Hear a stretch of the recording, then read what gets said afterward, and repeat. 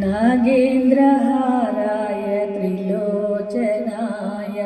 भस्माङ्गरागाय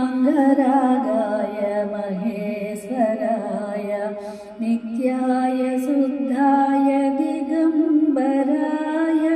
तस्मै नकाराय नमः शिवाय तस्मै नकाराय नमः शिवाय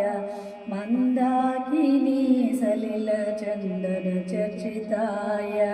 नन्दीश्वर प्रमदनाथ महेश्वराय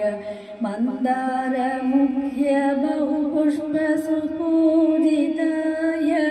तस्मै मकराय नमः शिवाय तस्मै मकराय नमः शिवाय शिवाय गौरीवदनारविन्द सूर्याय दक्षध्वरनासकाय श्रीनीलकण्ठाय वृषध्वजाय श्रीनीलकण्ठाय वृषध्वजाय तस्मै शिकाराय नमः शिवाय तस्मै शिकाराय नमः शिवाय वसिष्ठकुम्भोद्भवगौतमादि मुनीन्द्रदेवार्चितशेखराय चन्द्रार्कवैश्वानरलोचनाय तस्मै वकाराय नमः शिवाय तस्मै वकाराय नमः शिवाय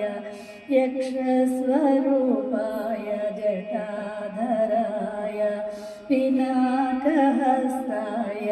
सनातनाय दिव्याय देवाय दिगम्बराय दिव्याय देवाय दिगम्बराय तस्मै यकाराय नमः शिवाय तस्मै यकाराय नमः शिवाय पञ्चाक्षरमिदं पुण्यं यः पठेत् शिवसन्निधौ शिवलोकमवाप्नोति शिवेन सह मोदते।